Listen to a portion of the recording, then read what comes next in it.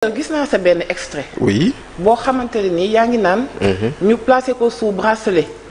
wala ñu maanaam jox ko liberté provisoire moo lay bett yow lii bettu la woon. non bettu ma très franchement. parce que li may wax rek moo di nii dama jàpp ni. Pastef ak nguuru Pastef ak ñi ñu àndal. dañoo xiifoon Mansour Faye. pourquoi. non xam nga Pastef dafay parti boo xam ne dans son mode de fonctionnement. am na ay nit yoo xam ne. dañ leen jàpp en épingle. foog ni ñooñu tant que dugaluñ leen kaso seen xol du sedd. et Mansour Faye ci la bokk Farba Ngom ci la bokk. Tahirou Sarr ci la bokk. et malheureusement Lat Diop ci la bokk et tu verras que ñoom ñëpp ñu ngi ci kaso bi. ci loo xam ne lii nii bu ci nekk tu as des choses à dire maintenant. da nga wax ni Mansour Faye est accusé de surfacturation sur le riz. oui c'est ce qu'ils disent. non c'est vrai c'est ce qu'ils ont dit. mais tout à maintenant xam nga dafay am loo xam ne il est bon nit ñi taxaw ci benn. waaw première chose. dañoo nekk ci Covid. tout à fait. ñëpp ne resté chez vous. ñëpp toog seen i kër. kenn rek nekkul woon chez vous moo jël otom dem dans un salon de massage xam nañ kan la y a pas de souci.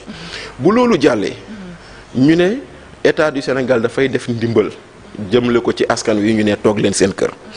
kooku noonu ñu ne dañ koy dimbale. ñu jox ko mu war a jënd ceeb. war a jënd diw. war a jënd suukar ak leneen li ni mel. état du Sénégal yëkkati 70 milliards ne ko am. yow Mansour Faye. demal jënd ceeb jënd diw jënd leneen. état du Sénégal à travers président de la République jël décret. tout à fait. code des marchés dañuy def dérogation. au code des marchés parce que situation de Covid lañ nekk kon ku nekk mën nañ la may nga def jënd gré à gré. lu ñuy toppee Moustapha Diop lu ñuy toppee keneen ay marché gré à gré la. mais Mansour Faye avait décidé de faire un appel d'offres. Mansour Faye balaa moo def appel d'offres dafa bind ARMP. ARMP moo fi nekkoon léegi ARMP boobu moo tudd ARCOP. autorité de régulation de la commande publique. Tout à fait. mais démb autorité de régulation des marchés publics la tuddoon moo nekkoon ARMP.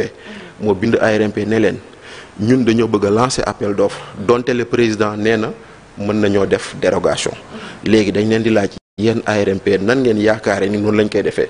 ñooñu bind ko ne ko comme da ngaa bëgg a def appel d'offres te délai appel d'offres ak yooyu def ko délai 1 semaine. ñu publier avis de marché bi sur le journal L'Observateur et le journal Le Soleil à la date je pense du 1er avril 2020. tout en bonne et due forme. ñu publier xam nga ko publier mooy maanaam yéen dañu bëgg a jënd ceeb dañu bëgg a jënd diw dañu bëgg a jënd suukar dañu bëgg a jënd leneen jox leen ñu seen prix. waaw ñu tànn ki ci gën a néew. voilà quand ils ont publié ça ils ont reçu 30 offres. parmi les 30 offres. selon les critères yu ñu tegoon parce que l'un des premiers critères bu ñu tegoon Covid lañ nekkoon. déplacement amul leneen amul donc le premier critère était la disponibilité du stock. tout à fait. parce que dañoo bëggoon bu ñu la attribuer rek nga mën a gaaw distribuer voilà. donc qu'est-ce qui s'est passé quand ils ont fait l'appel d'offres ñeent fournisseurs ñoo rempliroon critères yi.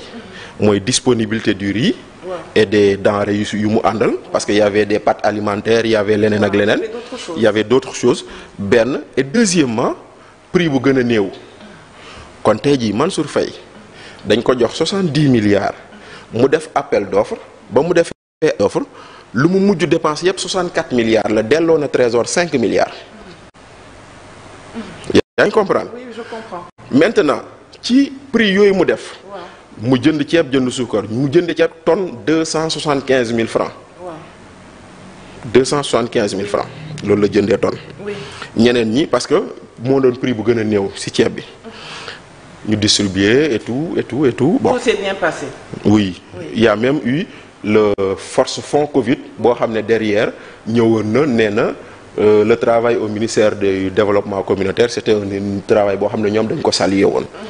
donc qu'est-ce qui se passe un rapport de la Cour des comptes sort. oui c'est normal parce que ku ñu dénk alalu réew mi bu ñu demee ba toll ci war a saytu dañ koy saytu. tout à fait. mais maintenant dans le rapport bu ñu génnee ñoom ñu ne appel d'offre boobu dafa am surfacturation. mais appel d'offre nan lay amee ci. mooy surfacturation nan la mën a amee ci appel d'offre. loolu mooy loo xam ne lii ñiy jàng tuuti marché public comprendre tuuti marché public mënuñoo comprendre loolu. parce que bu fekkente ne dafa am surfacturation ci appel d'offre. waaw loolu mooy 30 soumissionnaires yëpp dañoo déggoo woon. pour def prix. est-ce que yow mën nga yaakaar ni fanweeri société. ku nekk di jaay ceeb ku nekk bëgg am sa xaalis di ngeen déggoo pour lëkkaloo def yëfu tàppale. Non, c'est un concours que le meilleur gagne. Voilà, c'est un concours que le meilleur gagne. Oui. Donc mais malheureusement le meilleur a gagné, on dit que le meilleur a triché. Voilà ce qui se passe. noonu daal la mbir yi demee. noonu la mbir mi toll maintenant. nee nañ dafa am surfacturation si lan lañ ko teg. dañu ne 2020. waaw ba Mansour Faye di jënd ceeb bi. mu ngi jëndee ceeb 270 000 francs la tonne. Oui. Donc 270 francs le kilogramme. Oui. Alors que l'arrêté bu fixé woon prix ceeb 2013 la woon te boobu mu ngi nekkoon ci 240 francs. Il y a eu une évolution entre-temps. Très bien léegi ñoom. Ils ont oublié que nous sommes dans un pays libre. Où les prix sont fixés librement. Tout à fait. tey jàm bouteille ndox bi yow boo ko jëndee 100 francs keneen jëndee ko 150 francs. Il y a pas un état qui dit 100 francs la war a jël wala fukk la war a jël. Donc les prix sont libres. Oui. Mais loolu loi moo ko tënkoon de mais loi bi dafa ne même si les prix sont libres l'État peut par moment, si la situation le demande, faire ce qu'on appelle. Sauf que quand les réguler les prix, c'est sur une période de 2 mois renouvelable une fois.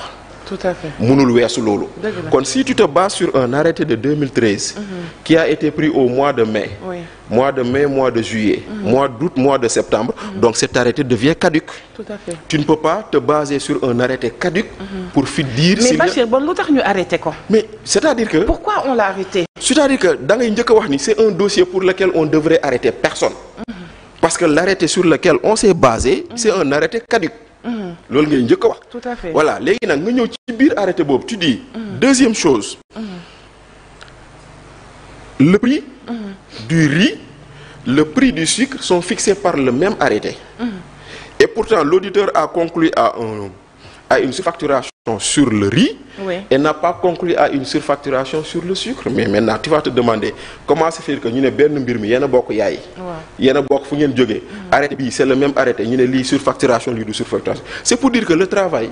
Par moment il n'a pas été ce qu'il devrait être. Mais Bachir, à ce rythme-là, est-ce que c'est pas tous les membres de l'ancien gouvernement qui risquent de se retrouver en tôle? Ah dinañ ci bëri de en tout cas ndaxte léegi bu loolu jàllee nga ñëw ci l'étape suivante. Les gens sont venus.